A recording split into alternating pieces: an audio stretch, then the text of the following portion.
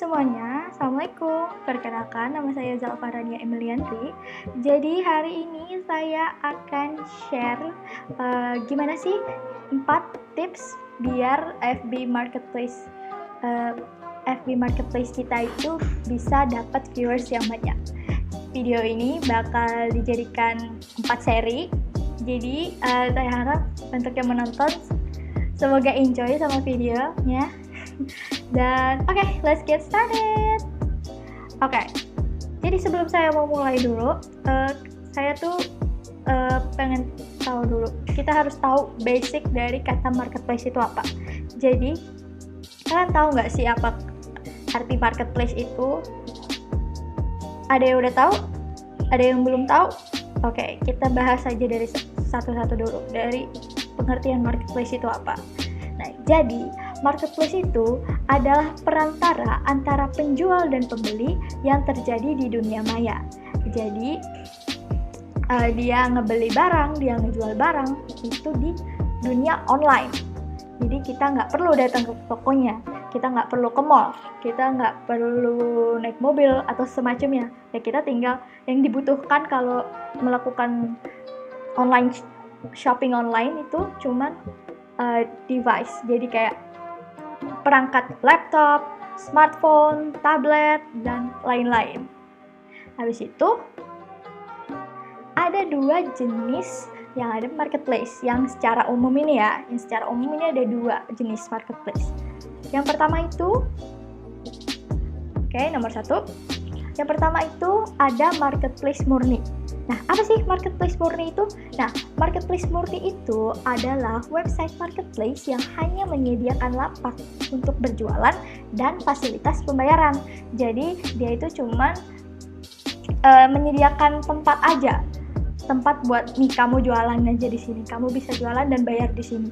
Tapi untuk urusan produk kayak foto produk, deskripsi produk dan lain-lain itu yang ngurusinnya itu udah penjual sendiri yang ngurusin.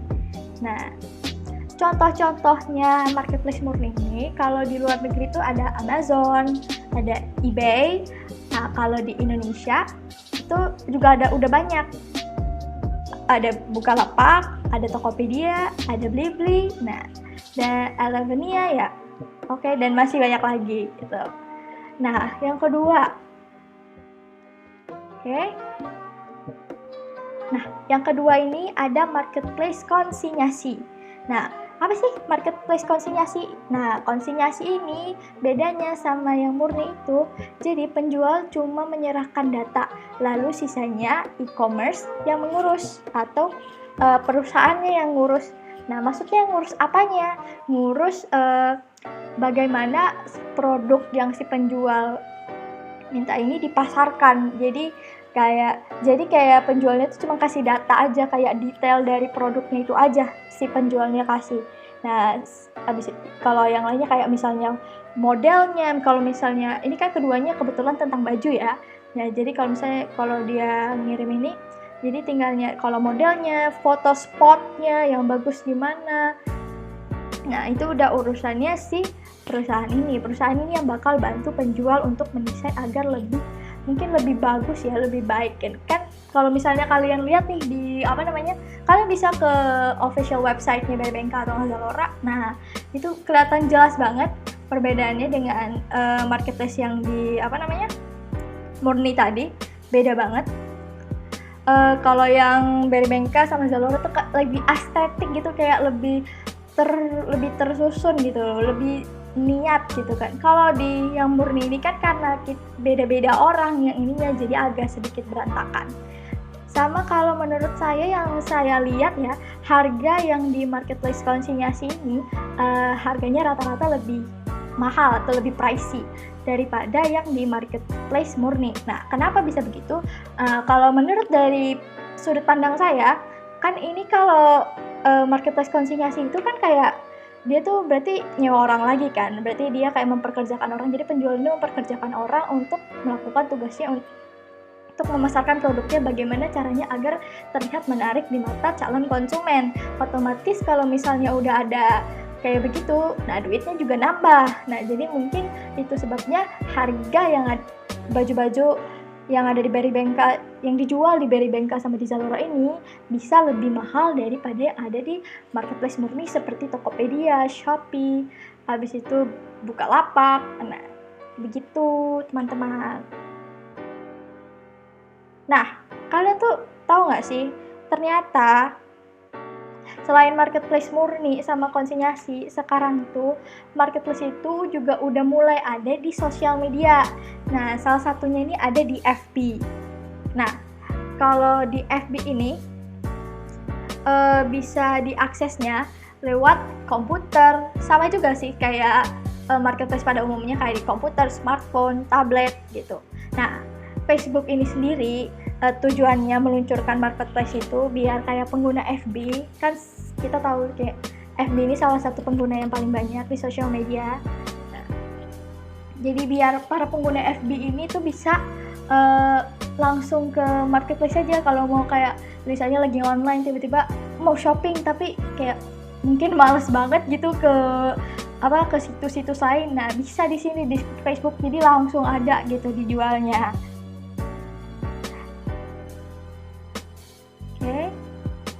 Nah, terus gimana nih caranya biar produk kita tuh laku di FB Marketplace? Nah, biar produk kita itu bisa viewersnya banyak dilihat sama Marketplace. Nah, jadi di sini aku akan kasih 4 tips pertama gitu. Untuk kalian yang masih baru kenal sama Facebook Marketplace nih, sama Facebook baru kenal sama Facebook Marketplace, masih newbie buat berjualan, nah nggak tahu kayak gimana. Di sini ada 4 tips mendasar ya. Ini masih dasarnya. Jadi yang pertama itu bisa dilihat, pertama tuh foto produk. Oke? Nah, foto produknya itu kalian tuh harus lebih dari satu sudut pandang. Jadi nggak semua depan gitu. Jadi harus ada atas, bawah, depan, belakang, kanan, kiri. Nah, kenapa mesti kayak gitu? Karena ini tuh dunia online, kita nggak semua konsumen dan pasti kita juga sebagai konsumen juga pasti pengen kan yang terbaik untuk barang kita kan. Nah, di kadang-kadang kalau kita kita beli barang secara langsung, kadang-kadang itu kita pasti perhatiin kan sudut barangnya aja tuh, dari semua ini ada cacat atau enggak, ada lecet atau enggak gitu, nggak boleh ada lecet atau enggak. Nah, perfeksionis gitu kan, pengen dapat barang yang terbaik. Nah, begitu juga dengan online, apalagi ini online itu kan kayak nggak bisa kita nggak bisa megang, kita nggak tahu wujudnya gimana. Yang cuma bisa kita andalkan adalah melihat dari foto. Nah, kalau misalnya kalian cuma upload dari satu sisi aja, nah itu tuh nggak bakal, orang-orang jadi kayak gimana nih, kayak nggak jelas banget gitu, nggak bisa nggak tahu ini belakangnya kayak gimana, ininya kayak gimana. Nah, jadi itu bisa buat orang less interest gitu jadi sama produk kita. Hanya kita harus foto produk itu niat, dari segala angle kita harus bisa. Habis itu yang kedua ada harga. Nah, harganya nih harus sejujur-jujurnya, nggak boleh terlalu berlebihan, jangan juga kurang, rugi nanti. Nah, kalau misalnya maksudnya berlebihan, boleh berlebih, tapi jangan terlalu lebih banget gitu loh, jangan lebih banget gitu. Jadi kayak harga pasaran, lebih dikit buat ambil keuntungan sedikit aja gitu, namanya juga berjualan gitu. Jadi kayak kalau misalnya jual produk 150 ya harus 150. Nanti kalau misalnya 150 kita jual misalnya berapa yang jauh 200. Nah, kan nih barang nih misalnya semua barang ya, sejauh saya sebagian besar itu pasti ada kompetitornya. Sebesar apapun barang itu, sesusah itu apapun, pasti ada kompetitornya produk ini. Nah, kalau misalnya kita masang harga tinggi, orang-orang itu kan, kayak saya yakin semua orang itu pasti lebih cenderung lebih kayak lebih nyari yang barang bagus tapi harga juga murah gitu loh. Barang bagus harga murah tapi harganya juga menurut mereka tuh bagus juga gitu. Nah, jadi kalau misalnya mereka ini, kita bisa kalah sama kompetitor yang harganya jauh lebih murah tapi kualitinya sama kayak punya kita. gitu. Jadi nggak boleh masang harga terlalu tinggi, terlalu nggak wajar. Nah, selanjutnya ada yang bagikan grup ke tempat yang tepat, bagikan ke grup yang tepat. Nah, ini maksudnya apa? Jadi kan kalau misalnya kita udah, tentu kita kalau misalnya udah jualan di Facebook Marketplace, kita nggak langsung kayak diem nunggu tiba-tiba ting ada, oke kita diem, tapi kita harus melakukan cara-cara yang lain biar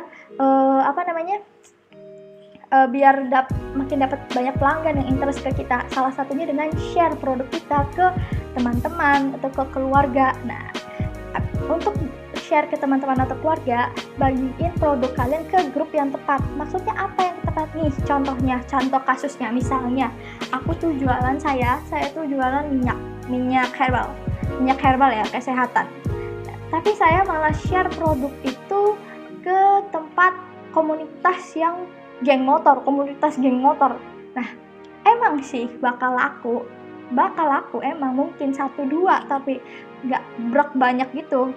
Kenapa? Karena kayak nggak ini aja, interestnya itu udah beda gitu, interestnya beda. Coba deh dibanding nih, kalau misalnya saya jualan ke geng motor, abis itu saya jualan ke komunitas orang yang suka bersepeda, menurut kalian tuh lebih laku mana?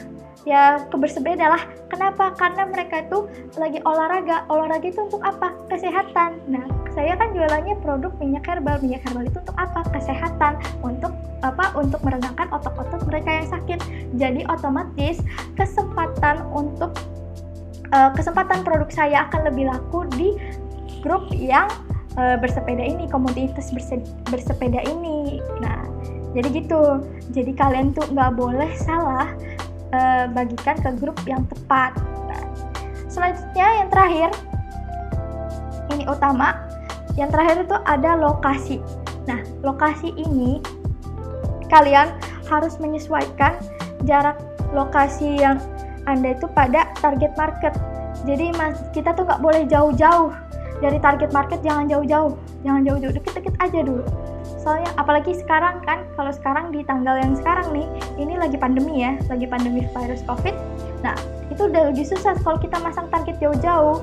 Kalau misalnya apalagi situasi lagi begini, itu juga susah, ngirimnya susah, transaksinya juga ini. Nah, palingan kita cari yang dekat-dekat kita aja. Nah, jadi begitu, guys. Oke, sekian penjelasan saya mengenai 4 cara utama bagaimana biar kita Facebook Marketplace kita bisa bagus views-nya. Semoga ilmu yang saya kasih ini bisa bermanfaat. Dan see you on the next video.